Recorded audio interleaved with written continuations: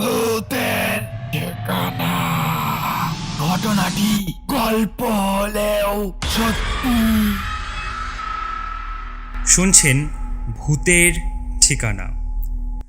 আমি সৌরভ আছি আপনাদের সঙ্গে। গ্রাফিক্সে আছে সম্রাট। চলে আসা যাক আজকের গল্পে। দিনের শেষে গোধূলিবেলায় নদীর ধারে শতরূপা বসে আছে। সম্ভবত অমিতেশের জন্যই অপেক্ষা করছে। ওরা রোজ সেখানেই দেখা করে। সামনে ইছামতি নদী। মাথাভাঙা নদী থেকে উৎপত্তি হয়ে নদীটা বড়গ্রাম শহরের মধ্য দিয়ে বাংলাদেশে প্রবেশ করছে। নদীতে আগের মতো তেমন একটা জল নেই, তবে বর্ষা এলে পুরো নদীটা জলপূর্ণ হয়ে যায়। নদীর স্রোতের কুলকুল শব্দ, ঠান্ডা শীতল বাতাস, পাখির কিচিরমিচির, এ সব কিছু অনুভব করতে করতে অমিতেশ সেখানে উপস্থিত হয়।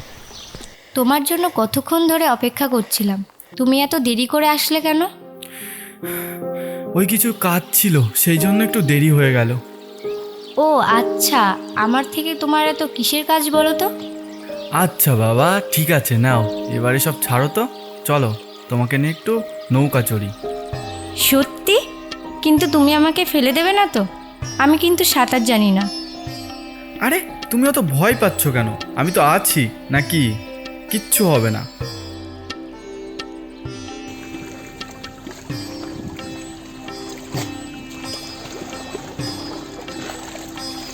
এই বলে তারা একটা ঘাটে বাঁধা নৌকাতে চড়ে বসে। অমিতেশ দাঁড় দুটি বেয়ে নৌকা চালাতে আরম্ভ করে।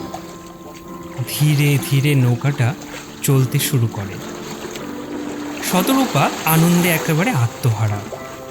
নৌকা চড়তে শতরূপার ভীষণ ভালো লাগে।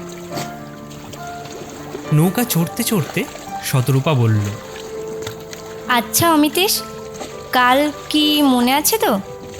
অমিতেশ একটু মজা করে বলে, কাল কাল কি বলো তো? ঠিক মনে পড়ছে না আমার। উফ, মনে করে বলো। না গো, ঠিক মনে পড়ছে না। শতরূপা একটু রেগে গিয়ে, দেখেছো, এবারও ভুলে গেছো। না থাক, কিছু না, নৌকাটা পাড়ে নিয়ে চলো, আমি বাড়ি যাব।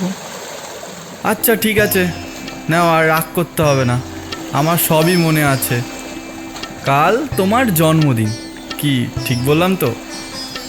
শতরূপা তার রাগটা একটু নরম করে বলে, আমাকে শুধু শুধু সব সময় রাগাও। আরে রাগ করছো কেন? আরে আমি মজা করছিলাম। এই দেখো কান ধরছি, এবার একটু হাসো হাসো। শতরূপা একটু মুচকি হাসে। তারপর অনিমেষ আবার বলে, কাল না তোমার জন্য সুন্দর একটা উপহার নিয়ে আসবো। তুমি প্রতিবারই বলো, এবার দিতে পারলাম না, কিন্তু পরের বার তোমাকে একটা সুন্দর উপহার দেব। তো কাল সেরকম হবে না তো? একদমই না, কথা দিলাম। পরের দিন বিকালবেলা শতরূপা আবারও সেই নদীর পাড়ের একটা বাঁশের মাচায় বসে আছে। অমিতেশের জন্য অপেক্ষা করছে। দীর্ঘ সময় কেটে গেলেও অমিতেশের দেখা মিলছে না। কখন এসে বসে, কখনো বা নদীর পাড়ে পায়চারি করছে। তারপর বিকাল গড়িয়ে সন্ধ্যা হতে চলল।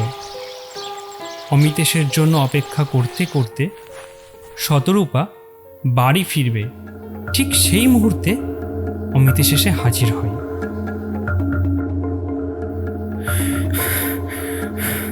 শতরূপা, আমার সঙ্গে একদমই কথা বলবে না। কেন, কি হয়েছে? 2 ঘন্টা ধরে এখানে আমি অপেক্ষা করছি। বিকেল পেরিয়ে সন্ধ্যা হতে চলল, আর তুমি এখন আসছো, তাও আবার আমার জন্মদিনের মতো একটা গুরুত্বপূর্ণ দিনে। তারপরে এসে বলছো কি হয়েছে। আচ্ছা বাবা, আমাকে একটু ক্ষমা করে দাও, আমি একটা কাজে ফেসে গেছিলাম, ওই জন্য একটু দেরি হয়ে গেছে। কেন, চুরি করতে গেছিলে নাকি ডাকাতি করতে গেছিলে? যথেষ্ট হয়েছে। আর বলো না, একটা বাচ্চার অ্যাক্সিডেন্ট হয়ে গেছিল, তাকে নিয়েই হাসপাতালে গেছিলাম। তোমার জন্মদিনে আমি একজনের জীবন বাঁচিয়েছি। কেন বাঁচিয়েছো বলো, কেন বাঁচিয়েছো? রোজ কত লোকে মরছে, কত লোক অ্যাক্সিডেন্ট হচ্ছে, সকলে ঠেকা নিয়ে বসে আছে নাকি আমি? কি বলছো তুমি? কারোর জীবন বাঁচানো কত বড় ধর্মের জানো তা তুমি? তুমি তোমার ধর্ম নিয়ে থাকো, ঠিক আছে? আমাকে যেতে দাও। তারপর আমার জন্মদিনে তুমি কিছুই নিয়ে আসোনি। এই বলে শতরূপা চলে যাচ্ছিল, তখন পেছন থেকে অমিতেশ তাকে ডাক দিল। শোনো শতরূপা, এই বাচ্চাটা যারই হোক, সে তোমার বা অন্য কারোর, সাহায্য করা কখনোই খারাপ কাজ না। আজ যদি ওর জায়গায় তোমার পরিবারের কেউ হতো আর তাকে যদি আমি বাঁচাতে যেতাম, তাহলেও কি ঠিক এমনই কথা বলতে তুমি? আমাকে কিছু বোঝাতে এসো না, ঠিক আছে? আজ যা করলে ভালোই করলে, চলি। এই বলে শতরূপা সেখান থেকে চলে গেল। অমিতেশ সেখানে নিজের মাথায় হাত দিয়ে বসে পড়ল। দোষটা ছিল এটাই যে সে একটা বাচ্চার জীবন বাঁচিয়ে দেরি করে এসেছে। এই ঘটনার কয়েক বছর পর শতরূপার বিয়ে হয় এবং তার একটা ছেলেও হয়। সে তার ছেলেকে নিয়ে রাস্তায় বেরিয়েছিল। আচ্ছা অসিত বাবু, তুমি এখানে এই ফোনটা নিয়ে গেম খেলতে লাগো। আমি 2 মিনিটের মধ্যে আসছি। এখান থেকে কিন্তু কোথাও যাবে না, হ্যাঁ? এই বলে ছেলেটার হাতে একটা ফোন দিয়ে শতরূপা সামনের দিকে এগিয়ে গেল।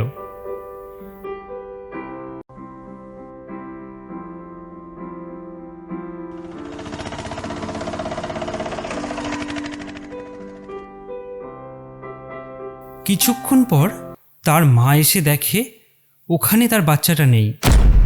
একটু খোঁজাখুঁজি করতে গিয়ে দেখে বাচ্চাটা ফোন নিয়ে গেম খেলতে খেলতে একসময় রাস্তার মাঝখানে চলে আসে। সে মুহূর্তে দূর থেকে একটা গাড়ি ছেলেটার দিকে এগিয়ে ধেয়ে আসছিল। গাড়িটা কয়েকবার জোরে জোরে হর্ন বাজালেও বাচ্চাটা গেম খেলতে মত্ত ছিল। গাড়িটা একেবারে কাছাকাছি এলে তার মা দৌড়ে বাচ্চাটাকে বাঁচাতে যাবে। ঠিক সেই মুহূর্তে কালো ছায়া এসে বাচ্চাটাকে ধরে উড়িয়ে নিয়ে তার মায়ের কাছে ফিরিয়ে নিয়ে আসে। তাকে দেখে শতরূপা অবাক হয়ে যায়, কেননা সেই ছায়াটা আসলে অমিতেশের। অমিতেশকে দেখে সে থরথর করে কাঁপতে থাকে। তারপর বলে, অমিতেশ, তুমি?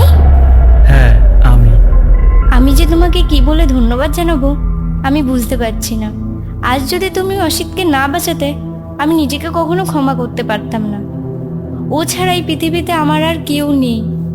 ও আচ্ছা আচ্ছা, ওটা তোমার ছেলে। কেন এখন কেন কাঁদছো? সেদিন কোথায় ছিল তোমার এই চোখের জল, এই কান্না? মনে পড়ে সেদিন তুমি কি বলেছিলে? আর বলো না, একটা বাচ্চার অ্যাক্সিডেন্ট হয়ে গেছিল, তাকে নিয়েই হাসপাতালে গেছিলাম। কেন বাঁচিয়েছো? রোজ কত লোকে মরছে, কত লোক অ্যাক্সিডেন্ট হচ্ছে, সকলে ঠেকা নিয়ে বসে আছে নাকি আমি? শতরূপা আর কিছুই বলতে পারে না, মাথা নিচু করে দাঁড়িয়ে থাকে।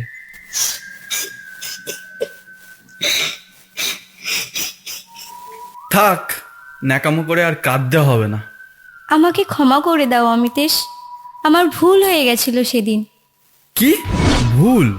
তোমার একটা ভুলের জন্য আমার লাইফটা যে শেষ হয়ে গেছে। যেদিন তুমি আমার জীবন থেকে চলে গেছিলে, সেদিন থেকে আমার মনে হয়েছে যে আমার জীবন থেকে মূল্যবান রত্ন হারিয়ে গেছে। তোমাকে ছেড়ে বেঁচে থাকাটা আমার কাছে খুব কঠিন ছিল, তাই আমি নিকোটিনকে সঙ্গী করে নিয়েছিলাম। আর যেদিন শুনলাম তুমি অন্য কাউকে বিয়ে করছো, সেদিন অতিরিক্ত নেশা করে গাড়ি চালিয়ে তোমার কাছেই যাচ্ছিলাম। মাঝ রাস্তায় একটা গাছের সঙ্গে ধাক্কা খাই, আর সেখানেই আমি মারা যাই।